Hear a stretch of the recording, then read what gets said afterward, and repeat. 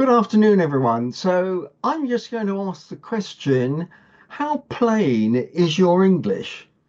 Before I start, a word about me. I'm a lay person and I've got no medical training, but I'm what the NIHR call an expert by experience. But given I'm not a researcher, I've got no medical training, and I'm not an academic, you're probably asking yourself what I'm doing here. That's a question I ask myself, but all I would say is this is the after dinner slot. And if you're still suffering from losing an hour's sleep at the weekend, now would be an ideal time for you to catch up. I'm a type 2 diabetic and have been for well over 30 years now, and I've taken part as a volunteer in several major trials. I'm helping the RSS in a number of ways. I'm on their board. I'm on their pre-submission review panel, and I'm sure somebody from the RSS will tell you about that. It's effectively a dummy panel to which you can send your application, and they will comment on it and hopefully give you ideas to make it a much better application. I'm on several projects and I've served on several NIHR committees, I for I, HTA, and HS&DR at various times. Well, that's just my bit of background, but I'm sure when you've written whatever it is your application says, you're assuming that everything is obvious. Well, is it quite as obvious as you think? Have a look at the elephant. Um, how many legs has it got? Um, one, two, three, four, five, six, seven. Oh, that's odd. Maybe it's just six. Is it obvious? And what about the cricket stumps that you can see at the bottom right? How many are there? Well, it's obvious. There are three. Oh, let's just count the bottom. Oh, there's four of them. So is it perhaps quite as obvious as it seems?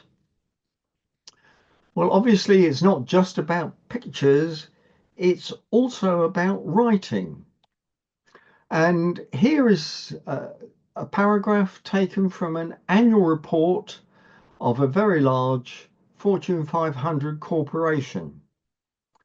Your management is fully incented to identify value-added enhancements as we build momentum by selectively outsourcing shareholder value in the interest of maximizing incentive compensation.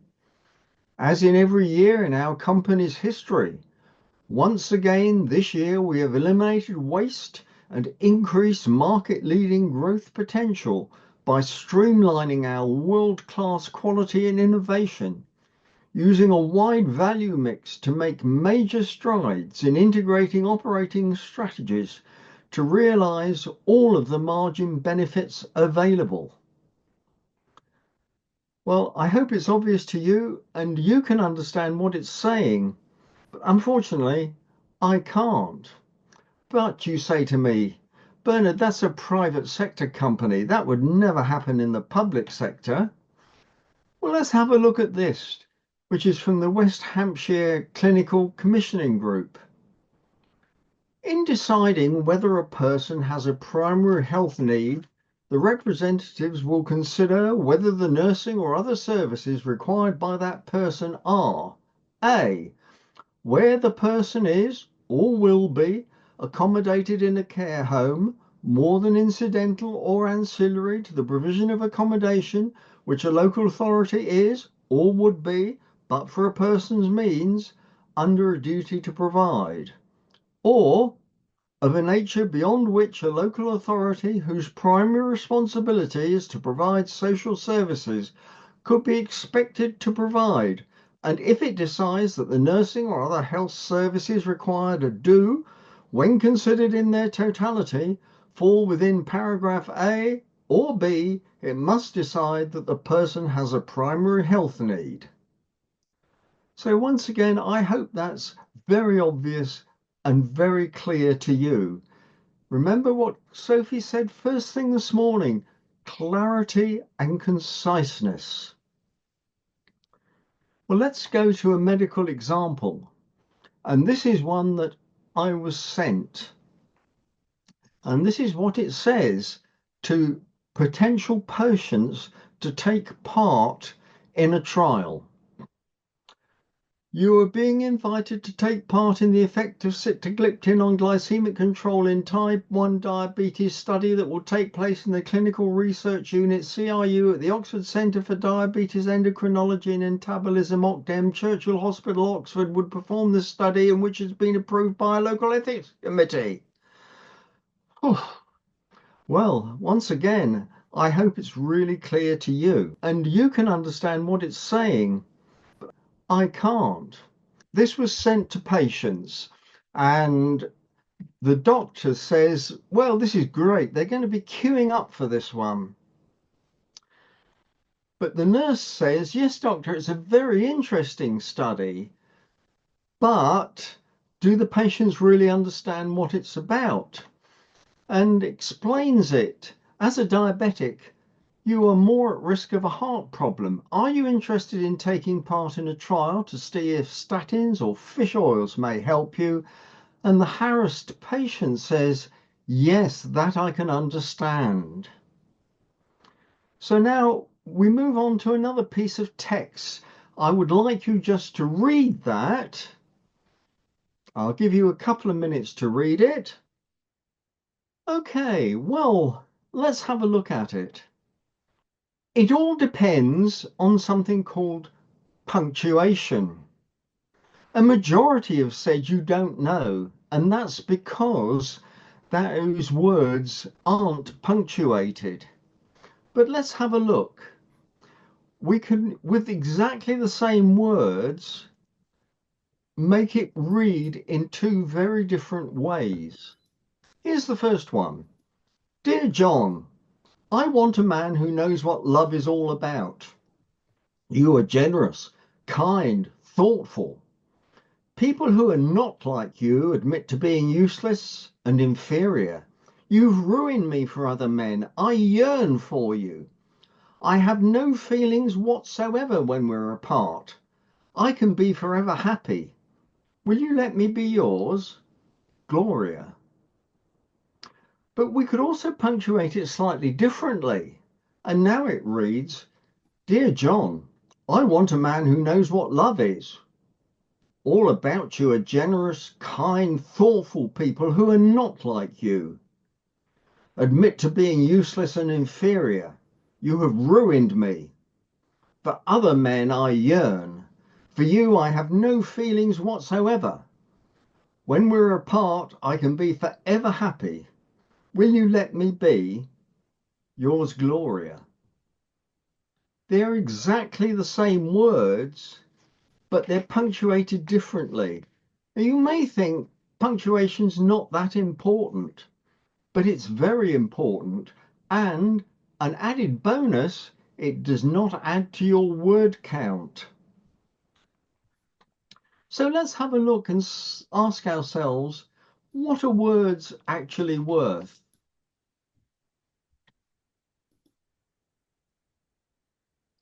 Let's have a look at the number of words in some documents. In the Ten Commandments, there are 135 words. In the American Declaration of Independence, 300. In the US Department of Agriculture Directive on the Pricing of Cabbages, just over 15,000. European legislation on smoking, all but 25,000.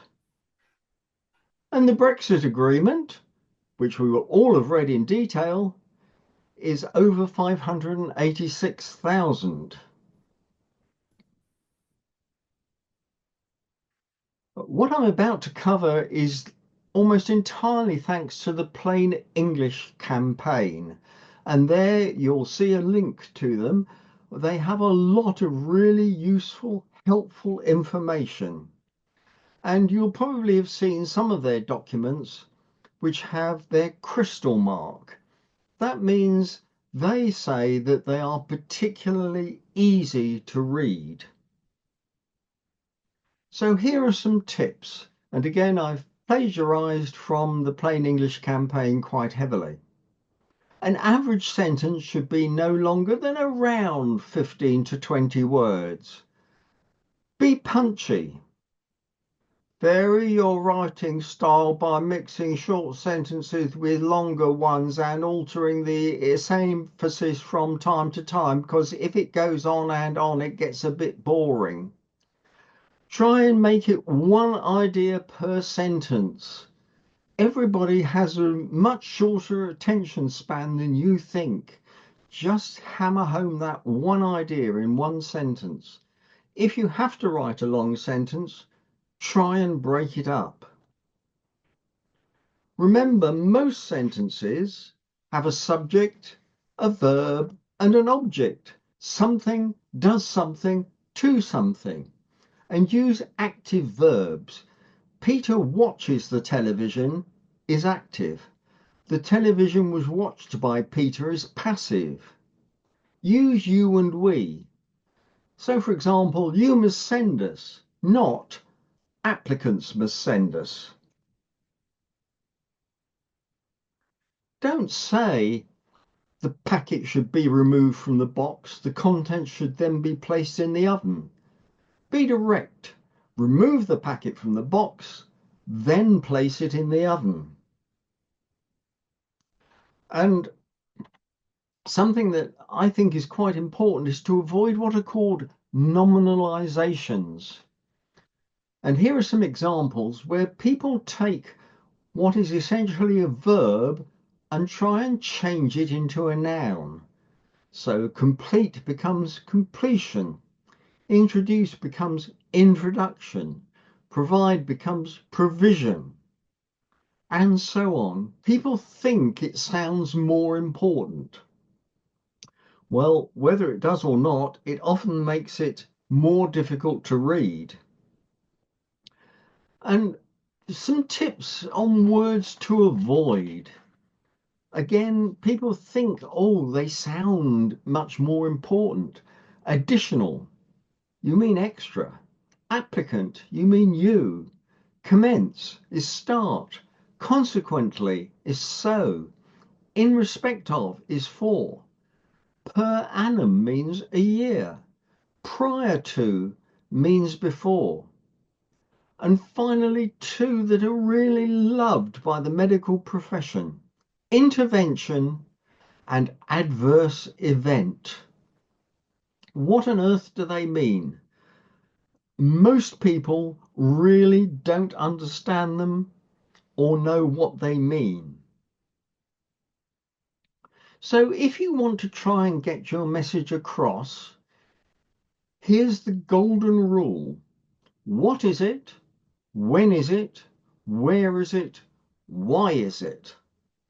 I started life 100 years ago as a printer and producing posters for any sort of advertisement. Those were the golden rules that people follow. And write in simple English for at least the plain English summary and the PPI sections.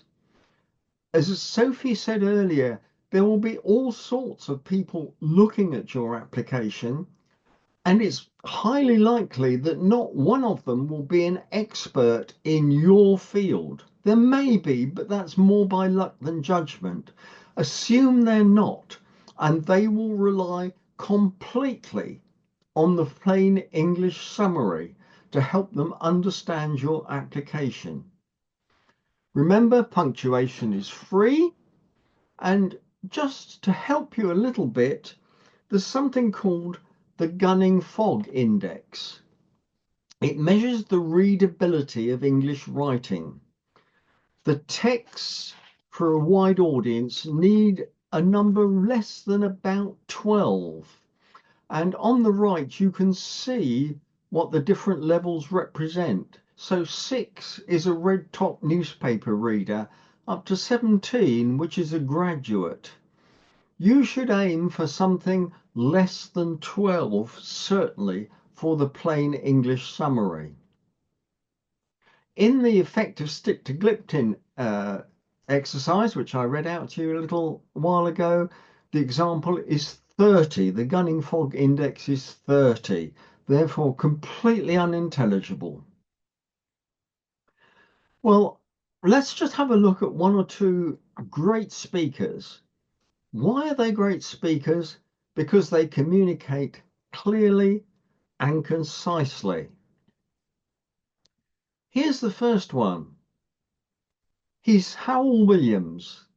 He was brought up in South Wales, attended the local comprehensive school, and then went to King's College, where he was the first person in an article in the Lancet to suggest that dogs' sense of smell could be used for detecting cancer. He is a fascinating speaker. If you ever get the opportunity to hear him speak, even if it's about watching paint dry, please go. You'll be absolutely fascinated. Here's another great speaker. It's Sir Jonathan Van Tam. He was on our screens a great deal during COVID, standing often with the politicians. Why is he a good speaker? Well, partly it's his manner, his gentleness and his composure, but also the way he speaks. He talks simply and engagingly, often much more so than other scientists, and certainly more so than the politicians who stood alongside him. He speaks in plain English. He uses metaphors. He uses analogies drawn from everyday life, often about football or train journeys. And once he did have to resort to scientific jargon, but it was in a wry way. He spoke about the South African variant, which in the trade we know as B1.351. And finally, I hope you all recognise Winston Churchill. Before I read his quote, I should tell you that when I was much younger, we didn't have A4 size paper. We had a slightly different size called foolscap. And this is what Churchill said to some of his ministers. Pray, state this day on one side of a sheet of foolscap how the Royal Navy is being adapted to meet the conditions of modern warfare. Dare I suggest that if Churchill expects the adaptation of the Royal Navy to be presented on one side of a sheet of paper, however complex your project is, perhaps you too should aim for a little more simplicity.